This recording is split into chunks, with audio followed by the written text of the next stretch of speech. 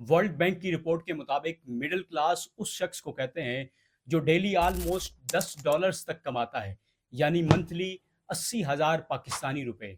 तो क्या आप भी लोअर मिडिल क्लास या मिडिल क्लास में शुमार होते हैं?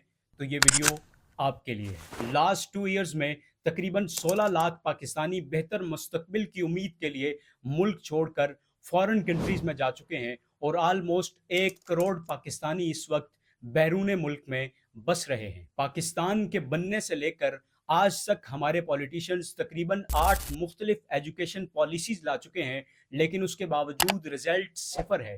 पाकिस्तान दुनिया की तेज़ रफ्तारी से बहुत पीछे रह चुका है। अगर आप भी पाकिस्तान से ये वीडियो देख रहे हैं तो आई एम श्योर कि आप में से 80% लोग इस वक्त ये मुल्क छोड़कर बेहतर मुस्तकबिल के लिए बैरून मुल्क जाना चाहते हैं, लेकिन आपके पास पैसे नहीं, या यहीं रहकर आप पैसा तो कमाना चाहते हैं लेकिन आपके पास इन्वेस्टमेंट नहीं। आज पाकिस्तान को बने 78 साल से जायद का अरसा गुजर चुका है और हमारे लीडर्स आज भी अपनी अपनी बारी का इंतजार कर रहे हैं और हमारे बाप दादा हमारी नौकरी के लिए इन्हीं लीडर्स के पीछे 30 से 40 हज़ार की नौकरी के लिए भाग रहे हैं।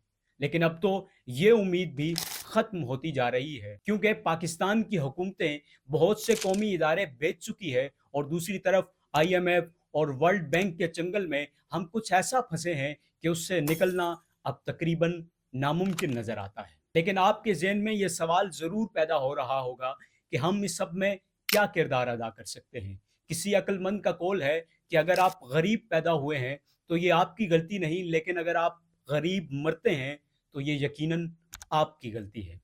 आने वाली जनरेशन आपके ये लेम एक्सक्यूजेस हरगिज़ नहीं सुनेगी कि इस मुल्क की पॉलिसीज़ अच्छी नहीं थी, इस मुल्क की एजुकेशन पॉलिसी अच्छी नहीं थी, इस मुल्क को चलाने वाली गवर्नमेंट अच्छी नहीं थी, बल्कि वो आपसे ये सवाल ज़रूर करेगी कि आपने इस मुल्क की तरक्की में क्या किरदार अदा किया है। अगर आप भी जॉबलेस हैं, हर तरफ अंधेरा है, इन्वेस्टमेंट के लिए पैसे नहीं, या मामूली सी जॉब कर रहे हैं जिससे घर के अखराजात पूरे करना मुश्किल नज़र आ रहा है, तो ये वीडियो आपके लिए है।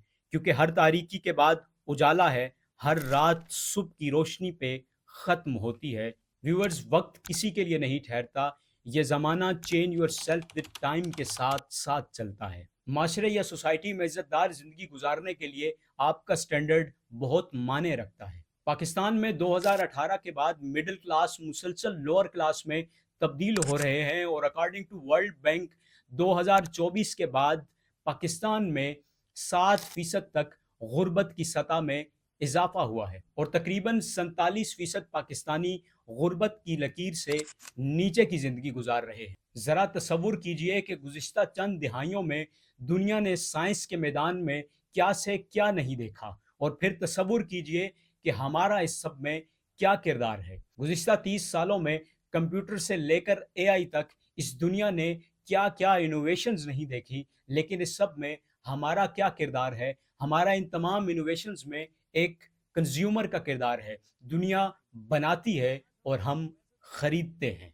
जब दुनिया अपना रुख डिजिटलाइजेशन की तरफ मोड़ रही थी, तब हमारा मुल्क दोलख्त हो रहा था और अफसोस कि मुल्क तोड़ने की बातें आज भी हो रही हैं। Now this is the time कि हम कुछ कर गुजरें, लेकिन आपके मन में सवाल ज़रूर जन्म लेगा कि हम इंडिविजुअली क्या कर सकते हैं। तो मैं बताता हूँ, लेकिन हमें ज़रा थोड़ा पीछे जाना होगा। 1830 में इंडस्ट्रियल रेवोल्यूशन आता है।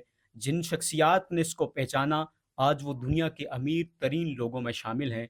आए कुछ मिसालों से इसको समझते हैं। 1953 हार्वर्ड ने न्यूयॉर्क में जन्म लिया। वो एक मिडिल क्लास फैमिली से था। 1971 में ग्रेजुएशन मुकम्मल की और उसके बाद इंजरी की वजह से फुटबॉल का सपना ख़त्म हो गया, लेकिन हार्वर्ड ने हिम्मत न हारी। 1981 में स्टारबक्स की एक छोटी सी दुकान में उनका कदम उनकी लाइफ का अहम तरीन मोड़ साबित होता है। काफ़ी का एक सिप और इर्द गिर्द पैशनेट लोगों ने उनको बहुत इंस्पायर किया। हार्वर्ड 1982 में स्टारबक्स के मार्केटिंग हेड बन जाते हैं। उस वक्त स्टारबक्स के सिर्फ 4 स्टोर थे। 1987 में हार्वर्ड ने स्टारबक्स को लोकल इन्वेस्टर्स की मदद से बाय किया और उसके CEO बन गए। उन्होंने स्टारबक्स को सिर्फ बिजनेस ही नहीं बल्कि घर और ऑफिस के दरमियान एक सोशल हब बना डाला। اور اپنی کمپنی میں کام کرنے والوں کے لیے بہت سی آسانیاں پیدا کی، اور اسٹاربک کو 3,000 سٹورز تک لے جانے کے بعد جاپان، چائنا اور یورپ میں بھی اس کے سٹورز بنائے گئے۔ ہاورڈ نے نہ صرف کمپنی کو چیلنجز سے بچایا بلکہ کمپنی کو عروج تک پہنچا کر گلوبل گروتھ بھی دی۔ ہاورڈ کی کہانی ہمت، ویژن، سکسیس اور کائنڈنس کی بہترین ترین مثال ہے۔ اسی طرح کی کہانی ہے رچرڈ برینس کی، کہ جو 18 جولائی 1950 میں انگلینڈ میں پیدا ہوتے ہیں، جو کہ ایک مڈل کلاس فیملی سے تعلق رکھتے تھے۔ انہیں ایک ایسی بیماری لاحق تھی کہ جس میں انسان کو پڑھنے لکھنے میں شدید دشواری کا سامنا ہوتا ہے۔ اسی وجہ سے اسکول میں رچرڈ کی کارکردگی اچھی نہیں تھی۔ 16 سال کی عمر میں انہیں اسکول کو خیر آباد کہنا پڑا، لیکن یہ کمزوری ان کی ہمت کے راستے میں رکاوٹ نہیں بن سکی۔ انہوں نے کچھ بڑا کرنے کی ٹھانی تھی۔ 1970 میں رچرڈ نے ویژن ریکارڈز کے نام سے ایک میوزک لیبل قائم کیا۔ یہ ان کی زندگی کا سب سے اہم ٹرننگ پوائنٹ تھا، اور جلد ہی ویژن ریکارڈز دنیا کے سب سے مشہور میوزیکل لیبلز میں شامل ہو گیا۔ اس کے بعد رچرڈ نے 1984 میں اپنی ایئر لائن ویژن اٹلانٹک کی بنیاد رکھی، اور پھر 1987 میں انہوں نے دنیا بھر کو حیران کر دیا۔ وہ ہاٹ ایئر بیلون کے ذریعے سمندر عبور کرنے والے پہلے شخص بن گئے۔ سن 2000 میں ملکہ ایلزبتھ نے انہیں سر کا لقب دیا۔ 2004 میں رچرڈ نے نیا خواب دیکھا، ویژن گلیکٹک، یعنی ایک ایسی کمپنی کا خواب جو عام انسانوں کو خلا یعنی اسپیس کی سیر کرانے کا منصوبہ رکھتی تھی۔ 2021 میں وہ خود اپنی کمپنی کی اسپیس شپ میں بیٹھ کر خلا میں جانے والے پہلے ارب پتی بن گئے۔ اسی طرح بھارت کے گاؤں آسام سے تعلق رکھنے والے کشن بگاریا وہ شخص ہیں کہ جس نے اپنی فیملی کو غربت سے نکالا، اور کشن بگاریا کی بنائی ہوئی ایپلیکیشن کو ورلڈ پریس کے بانی نے 5 ملین امریکن ڈالر میں خریدا تھا۔ اب ذرا اپنے ملک پاکستان کی طرف نظر ڈالتے ہیں تو فرحان علی نے اپنی زندگی کا آغاز بالکل نچلے درجے سے کیا۔ نہ سرمایہ تھا، نہ وسائل تھے، لیکن اس کے پاس کچھ کر گزرنے کا جذبہ موجود تھا۔ انہوں نے انٹرنیٹ سے ورلڈ پریس اور ڈیجیٹل مارکیٹنگ کو سیکھنا شروع کیا۔ آغاز میں صرف چند ڈالرز ہی ملے، لیکن وہ رکے نہیں، اور آج فرحان علی پاکستان کے ٹاپ کے فری لانسرز میں شمار ہوتے ہیں۔ اسی طرح کی کہانی ہے شام سرور کی، کہ جس کے پاس ایک وقت میں انٹرنیٹ کا بل دینے کے لیے پیسے نہیں تھے، پھر اس جوان نے free lancing, digital marketing, graphic designing کی فیلڈ میں قدم رکھا۔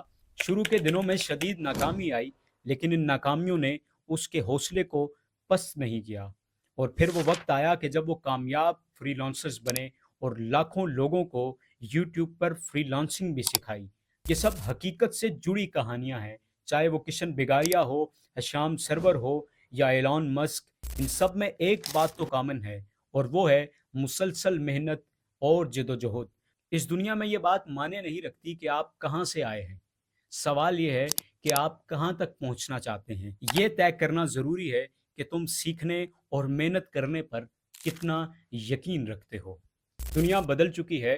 آج کے زمانے میں ڈگری نہیں، سکلز اہم ہیں۔ صرف پڑھنا نہیں، آگے بڑھنے کا حوصلہ ہونا ضروری ہے۔ خدا نے تمہیں بھی موقع دیا ہے۔ ایلان مسک کے پاس بھی وہی 24 گھنٹے تھے جو آپ کے پاس بھی ہیں۔ دنیا تمہیں تب سنجیدہ لینا شروع کرتی ہے جب تم خود کو اور اپنے خوابوں کو سنجیدہ لیتے ہو۔ تو دوست، اٹھو، سیکھو، بناؤ اور چھا جاؤ۔